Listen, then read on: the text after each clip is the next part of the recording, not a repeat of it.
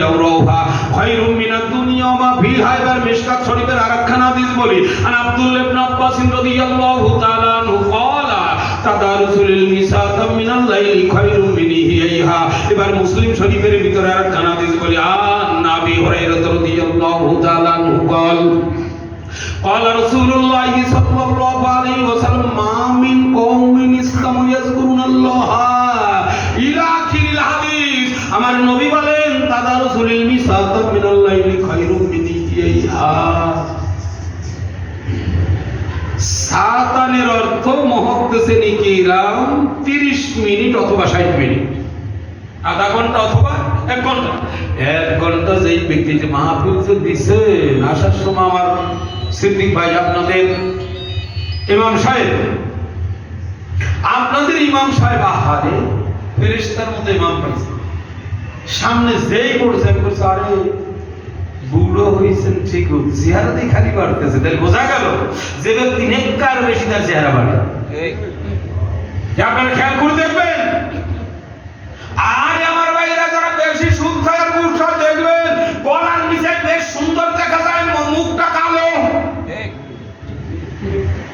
টাটকা পরীক্ষা দিয়ে গেল।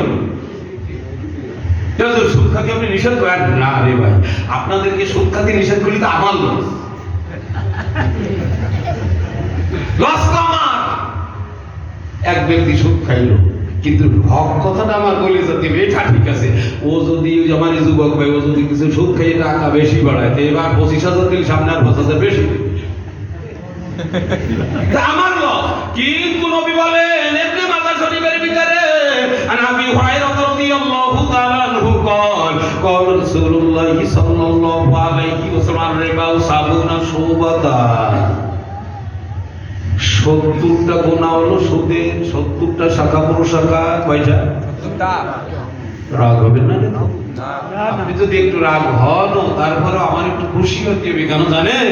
এখন তো 50 পার হয়ে গেছে। আপনাদের এখানে সেই 2000 সনে আসছি, সেই সময় তো টাটকা গলা পাইছেন। তো আল্লাহ এখনো যখন রহমত করিয়া এখনো শরীর সুস্থ রাখছে, তারপরে অবশ্য আসছি, কিন্তু আসা শুরু করছি তো 2000 সন থেকে। প্রথম 5 দানার মাঠে আসছিল 2000 আগে। দাও কিন্তু আমার আল্লাহর কাছে যদি আমি ধরা না খাইয়ে যেতে যাই, আল্লাহ তাবারক ওয়া তাআলা যদি বলো খায়রুল হক কথাটা বলো নাই, সুদের কথা বলো নাই, ঘুষের কথা বলো নাই, ফেসিবাদীর কথা বলো নাই, এই কারণে যে তোমার দাওয়াত কমিয়ে যাইবে, তা বড় বড় নোট পাইবা না, বড় বড় ঘুষ খাইবা না। কিন্তু আজকে তোমার বক্তা বড় হয়েছিল, আজকে তক্তা বানাবো। এখন শেষ সময় না, কোন সময় যেন কবরে ডাক দেয়। এজন্য হক কথাটা বলা আমার জন্য ফরজ হয়ে গেছে। আমাকে তো বাঁচাতে হবে। আপনি সুদ খান, আপনার বৌদি পর্দায় না রাখেন, আমি কি দেখতে যাবো? কিন্তু কথাটা আমার বলে যেতে হবে যাতে অন্তত আমি ধরা না খাই। নবীজি ডাক দিয়া বলেন 70টা শাখা প্রশাখা সুদের। সুদ কি বোঝে? অনেক মসজিদই আগে 16 বছর ছিল তো ওয়াজ করতে গেলে কানে বলে যেত যে রাজনীতির রসটা না হয়। কৃষি রসটা? আরে এই যে এমপি মন্ত্রী এগুলো কি লেখাপড়া করছে, রাজনীতি বোঝে না, ডিকশনারি পড়ে নাই। রাজনীতির কথাটা আমি একটু বুঝে যাই যে রাজনীতিকে আপনার বোঝাই। রাজ বলে যারা কাঠ আর টিন দিয়ে কাজ করে এদেরকে রাজমিস্ত্রি বলে, এদেরকে কাঠমিস্ত্রি বলে, ঠিক না? রাজমিস্ত্রি বলে যে দেখি চুনকি বালি চুন টাইলসের কাজ করে, এর রাজমিস্ত্রি বলে। রাজের অর্থ কি? উচ্চতর, বড়, সম্মানিত। বুঝতে পারছি? নীতি মানে চরিত্র।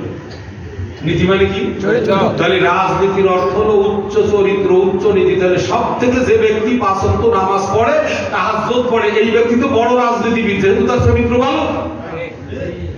কিন্তু এই বদনীতি করতে করতে, দুর্নীতি করতে করতে, হাজার হাজার লক্ষ লক্ষ টাকা চুরি করতে করতে ও ভাবে যে রাজনীতির অর্থ মনে হয় চুরি করা।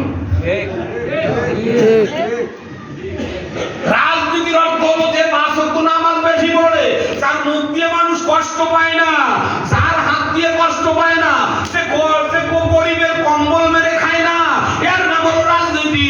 আর যেটা চুরি করে, দুর্নীতি করে, এর নাম হলো বদনীতি।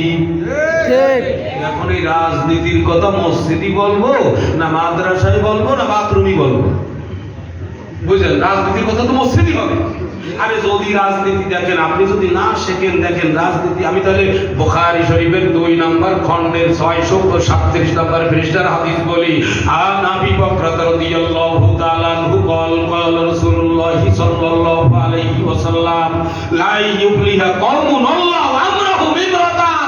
বুখারী শরীফের 2য় জলদের এবার আমি 637 নম্বর হাদিস বললাম। আমার ভাইরা কে কোন দলে সেটা কিন্তু আমি জানি না। আপনি আওয়ামী লীগ হন, বিএনপি হন, জামাত ইসলাম হন, ইসলামিক আন্দোলন হন, খেলাফত মজলিস হন, এই দল নিয়ে আমার কোনো কথা না। আমার হলো একটা দল নিয়ে কথা, এই দলটার কথা আমার নবী নাম রাখছে। কি রাখছে? নবী। এবার বলেন তো আবু দাউদ তিরমিজির ভিতরে আব্দুল্লাহ ইবনে আমর রাদিয়াল্লাহু তাআলা আনহু قال قال رسول الله صلى الله عليه وسلم ان بني اسرائيل, আমার নবী বলেন যে বনি ইসরাইলদের ভিতরে দল হইল 72টা। আমার উম্মতের ভিতরে দল হবে 73টা। কয়টা? 73টা। এই 73 দলের সব দল জাহান্নামে যাবে, ইল্লা ওয়াহিদা, একটা দল মাত্র জান্নাতে যাবে। বুঝতে পারছি?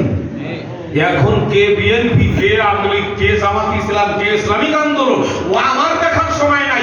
আমার দেখা হলো আমার নবী কোন দলের কথা বলছে সেই দল, সেই দলটা। তাহলে এবার আপনি শুনেন।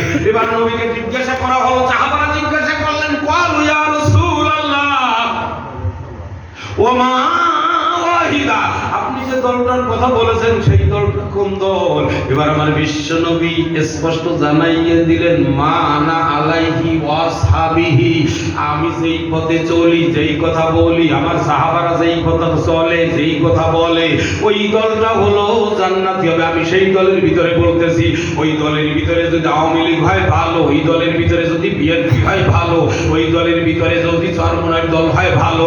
আর যেটা খারাপ সেটা খয়রুল করলেও খারাপ, গুনাহ যেটা খয়রুল করলেও গুনাহ, চরমনার বিশ্বাস করলেও গুনাহ।